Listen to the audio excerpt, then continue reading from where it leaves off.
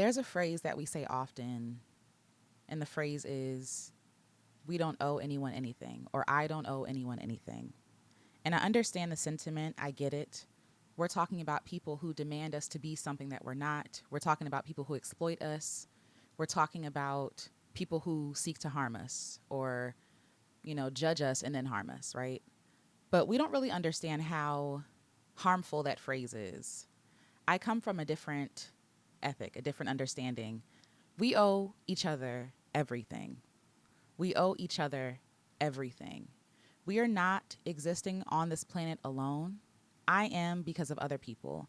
I am because of my mother, my father, my community, my friends, my family, my ancestors. I am because of the postman, because of the grocer, because of the janitor, because of the teacher, because of the employer, because of you, right? Like I am because of you. And to say that we owe each other nothing is a lie. And I think that a lot of us feel burnt out, especially the people who are everything to everyone. A lot of us feel burned out because no one else cares. It's hard being the only person who cares. It's hard being the only person who serves, and it's not sustainable. And the point is, it was never supposed to be sustainable because we were supposed to operate as a community, right? We were supposed to be there for each other. We owe each other everything. We live on this planet like a house, right? Whatever I do at my house, where I am at my location, affects people elsewhere. Whatever happens on the shores of other countries at some point will wash upon my own shores, right? And so I think that we think, especially as Americans, this hyper individualistic, this hyper like, I am in a silo by myself, right? Like this idea, this lie that we are somehow our own or on our own or we are because of ourselves, like the self-made lie, has got us in a lot of trouble. We're in a lot of trouble and we don't even see it. We know nothing about community. We don't care about each other. We don't listen to each other. We seek to fight each other. We seek to tear each other down. We see each other as competition as opposed to collaborators, right? And because of that, it makes our lives harder because now we're out here by ourselves on our own. Had we leaned into community, had we felt like we owe each other something, we wouldn't be by ourselves struggling. It's interesting to me, right? So self-made. There's no such thing as self-made. There is not one person alive who is self-made because when you are alone, you die. When you have no community, you pass away. You don't last, right? You wear yourself thin.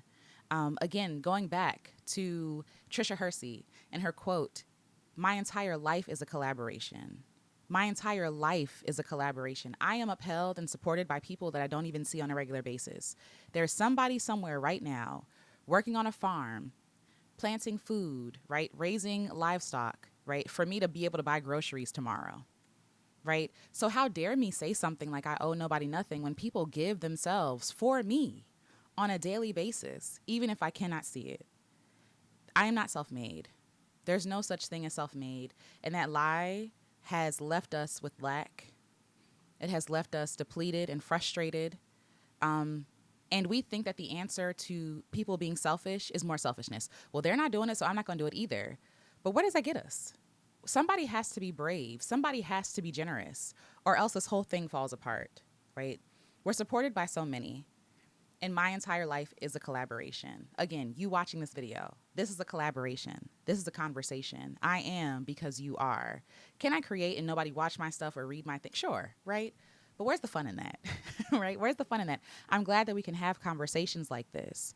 And in a way, I feel like people say like, yeah, like we owe each other respect. We owe each other kindness, right? Even with littering, a lot of people, and littering is like one of my worst pet peeves.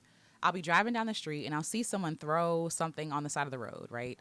And in their mind, they think, oh, whatever, it's not near my house, so I'll just throw it out here and put it in the, on the median or whatever. At some point, that trash is going to run into the ocean. And at some point, it's going to pollute our water. And you don't think that's going to have any effect on you. And not that we should be doing anything just for ourselves in general, right? I think that we're always looking for some sort of exchange, right? We're looking for some sort of reciprocity, there's nothing wrong with that. But what about just doing things just because it's kind to do? What happened to that? What happened to doing things because we actually genuinely care about people? What happened to that? Again, selfishness is not going to save us. As Audre Lorde says, you can't tear down the master's house with the same tools. I'm butchering that quote, but basically, we cannot use the tools of the oppressor to build a house, right? We have to destroy the house. And in order to destroy the house of capitalism and white supremacy and individualism, right, we have to be generous with one another. We owe each other one another. We owe each other one another. We were put here on this earth. That was a misspeak, but that actually makes more sense. We were put here on this earth to be the hands and the feet of God, to care for others, to pour into other people. And it doesn't have to be unto death, right? It doesn't have to be you exploiting yourself or you being exploited by other people. You know what I mean? It can be you creating a generous community where there is reciprocity, right? So maybe I show up and bring carrots and you bring kale. I don't know. Now we have a feast together, right? I honestly feel like I owe the world so much because I am upheld by the world. I owe the world kindness and generosity and honesty and myself and my joy, right? It doesn't have to be costly in a sense that it's painful. It doesn't have to be costly in the sense that it's laborious, right? I owe people everything. I don't exist in a silo. I don't. We live on this earth. And the reason why we're dealing with global warming, the reason why we're dealing with famine and hunger and homelessness and all these other things is because we feel like we owe people nothing. That's what that gets us. More lack. More lack. Colonization has taught us it's not my problem. That's not me. That's on them. How dare we? How dare we? Colonization has done a number on us. We think that it will save us, that assimilating and leaning into those ideas will save us, and it's not. It's going to kill all of us. It's going to kill all of us. And the reason why people are so burned out from caring, is that there's not enough people who care. We live in such an uncaring society. We live in a weird time where nobody cares about anybody. The way that we talk to each other is wild. The way that we're so quick to harm people and cut people off, and on one hand, we're exhausted, but on the other hand, we're selfish. We're very selfish. And selfishness will starve you. Selfishness will cut you off from any other help that was available, right? Because you gave nothing. You felt like you owed people nothing, so you get nothing in return. I don't come from this there always has to be an exchange. I don't come from that thought. If I have something to give, I'm going to give it. If I have something to offer, I'm going to offer it. It might not be much, right? But if everybody's offering what they can, we have enough. We have enough. But people are hoarding resources, time, energy, right? Information, thinking that somehow our selfishness is going to save us. We're on a desert island in the middle of nowhere with limited resources talking about I don't owe you nothing. Honey, we're all on this island together. We don't, like I said, we don't exist in a silo. We live on this planet and we are neighbors. We are neighbors. We owe each other kindness, love, generosity, justice. What else? Food, water, shelter. And I really do believe, like, I am the answer to someone's prayer.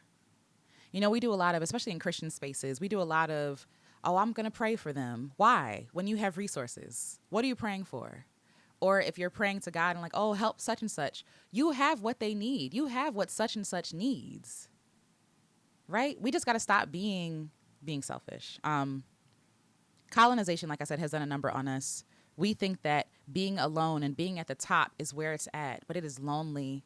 Like I said, it's not sustainable. You'll be fighting for your life. You have nobody coming to your aid, to the back, to the front, to the side of you. You're alone. And that makes you vulnerable. That makes you vulnerable. I don't know how to fix this. I'm sometimes at a loss for words because I know what the answer is. The answer is love.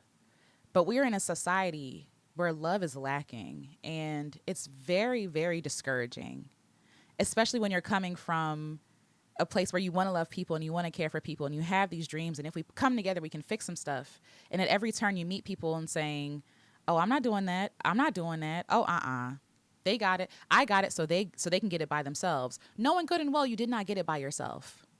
Knowing good and well you got nothing by yourself. Even if you're a businessman, right, or a businesswoman, right, or a business person, you are selling something to somebody. You are because of your customers, because of your clients. They are your resources. They're the ones helping you live. So how dare you say, I owe no one nothing, right? This is more like a rant. I'm over it. I'm tired of the selfishness, and it wears on the spirit and the soul because you feel like you're up against such a monstrous like machine where it pumps out brokenness and famine and war and abuse and lack and all this stuff. And you feel like, who am I? Who am I to do anything good? And it can get discouraging. You want to fold your hands and call it a loss. But it's like, no, as long as I have breath in this body, I have love in my heart, I'm going to do what I can do. And it doesn't have to be everything, right? No one's asking you to go beyond your limit or your capacity. But what do you have in your hand? Before you pray and say, God, help this person, before I'm sending you good vibes or whatever, ask yourself, do I have something that this person might need? Can I help the situation? What can I give the world? What can I give the world in exchange for all the beauty I experience in this world? For all the music I listen to, for all the food I eat, for the friends that I have? Like, what could be my offering to the world for my gratitude, for being here and being able to share space with people? Can it be speaking out against the attacks on Palestinians? Can it be you taking a stand and risking it? Can it be you offering food or a meal in your home? Can it be, you know someone who doesn't have somewhere to stay? Do you know them? Can they sleep on your couch? Do you have a word to offer? Do you have art to offer the world? What do you have that could be generous and helpful to everybody? And I want to say also, like, you're enough. There's so much like heaviness and darkness in the world, and it can feel like, what do I have? Like, what can I? You have you. You have you, and you are a gift. You are a gift. A lot of us don't have the capacity because we're burnt out from having to do it all on our own, which is why we need each other. This is that burnout, exhaustion, being tired, that is even more reason why we owe each other everything. We owe each other everything.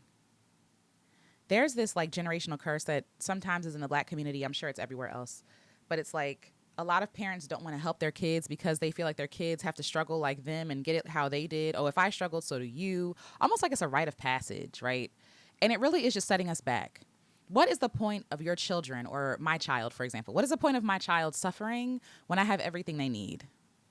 What's the point? What's the point of having all this wealth, all these resources, just to hoard it for yourself? Wouldn't it be better if we relied on everybody so everybody don't have to work so hard? If we actually leaned into community, life would get easier. Because now I don't have to save for that thing because you have that thing I need. Now I don't have to, budget for this because you already got it. You have excess, so you're sharing it. You're sharing the wealth with other people. And a lot of people call my mind, the way that I think, like ideal or idealistic or unreal even. And I think the way that we're living is actually more unreal than anything else. This new capitalism is a new idea, okay? What's not a new idea but has been working for years, thousands of years, is community. Communalism, right? Giving things to each other, offering things to each other, creating space for each other, helping each other. Like, everything don't have to be a thing. Everything don't have to be a business. Everything doesn't have to be a money grab, right? And I'm not poo-pooing people who are doing this to make money because you have to eat, right? I'm talking about the excess, the extra. Once you meet what you have, once you meet enough, what do you have extra that you can offer? Again, it could be time. It could be information. It could be a video. It could be a song. It could be a poem, something. We owe each other everything. We owe each other everything. Especially like living in the DMV, I realize I'm only about like maybe 3 people away from people. Everybody knows everybody. You know what I mean? And in the same way, that's how we live. Like, We are because, again, the doctor, because of the bus driver, because of the Amazon driver, because of the people sorting the packages at Amazon, because of the trucker, because of the teacher, because of the nurse, because of the Uber driver, right? Like, we are because of each other. And it is insulting and a lie to say that we don't need each other and I don't owe anybody anything, because we are indebted to each other, whether you like it or not. And there's no way you can pay back that debt. And no one's asking you to. What they are asking from you, though, is to be kind, to be loving, to be gracious, to try. We all have our days. We all have our days. But to try to be generous with other people. We owe each other everything. So before you say that phrase, I don't owe them nothing, I owe them nothing, think about it. Taste those words before you spit them out. Savor those words before you spit them out. Sometimes quietness is imperative. Sometimes taking a beat, taking a break, like, okay, what am I feeling? What do I really mean? What's really going on? Do I feel like I don't owe anybody anything because I'm actually tired and I need community? Right? Like, because if we're talking about owing, we owe people a lot and we don't have it to give. But there are people who are willing to be generous with us. And the way that we create a generous society is by first being generous yourself.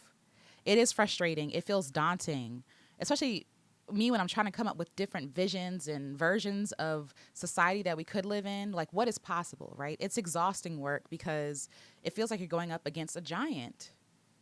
Again, capitalism, individualism, all the isms. And you could feel like what you're doing is not enough. But I promise you, who you are is enough. What you have is enough. You are the answered prayer to somebody. You are somebody's answered prayer. What you have is enough. The question is, how are you using that? How are you using your time? How are you using your energy and your efforts, your resources, your information? So it's just something to think about. We owe each other everything. I'm sure I'm going to have more thoughts later. And I can always come back.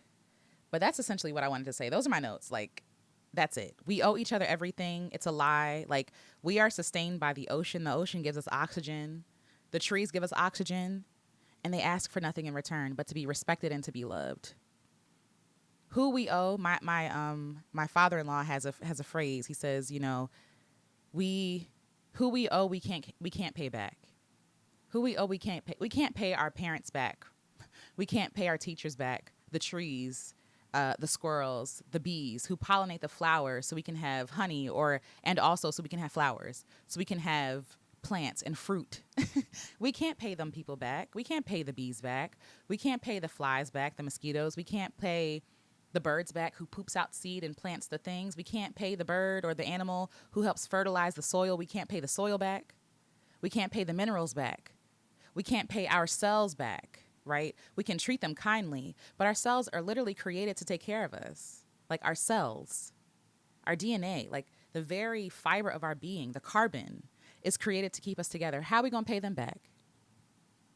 We are all living because of other living organisms / creatures and their generosity. So please, before you say, I owe no one nothing, think about that, because you owe everyone everything. One more thing I want to say. It's amazing to see what's happening across the sea, and we're like literally just living like nothing's happening, like people aren't dying. And I'm not saying that we have to stop everything that we're doing, but everyone is quiet because it's nobody's problem, because it's not happening on our soil. Like, people can turn a blind eye because we're so easily distracted from what's really important, from what's really going on. I often wonder, how can we live in a world where we're okay with passing by somebody who is unhoused and hungry on the street, right, to go on to our luxurious living. You know what I'm saying? Like, luxurious living. And I'm not saying that it's on us to solve all the problems, right? But I think when we do what we can, things like what's happening across the sea is not happening in Palestine, right?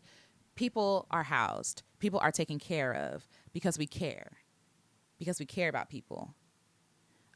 It's amazing. It's amazing how we're not concerned with the troubles of others until trouble finds its way to our doorstep. Then we want empathy and understanding and kindness. And I also understand, I leave room also for us being overwhelmed. As a Black woman, you know what I'm saying, living in America on the eastern, it just feel like I can't do anything about it. There's nothing that I can do. But the little kindness, little things like being kind to my family, being kind to myself, being kind to my environment, being kind to my neighbor, that is how you make the difference. Starting with that, and it ripples out to everything else. So again, no one's asking you to carry the world on your back. That's impossible, and it's not for you to do, right? It's not just for you to do. We should all be linking arm in arm so it doesn't feel so heavy. But what we can do is the easy lifting, the being kind to each other, the reaching out, hey, I'm thinking about you, like basic things like those. Like that's how we start to change the world is by caring for one another, by caring. It is our problem. All of this is our problem. And the fact that we're saying that it's not our problem really shows how blind we are. Everything that happens to everybody else is a threat to you. I need you to understand that. Like you're not safe in your bubble and your bubble of uncaring and callousness. And like callousness doesn't save you. It isolates you. It takes the humanity away from you. Sometimes living can be so hard. I have a lot of feelings because there's so much pain in the world, and it can feel like nobody cares. Why is nobody listening to the cries of these people? The people in power are doing nothing about it, right? And it's just like, okay, let's breathe. Let's breathe, and we can mourn too. And we can also ask ourselves, what can I do? And that's all I'm asking you to consider. What can I do? Okay, I think my thoughts are complete, and I'll talk to you all in the next one.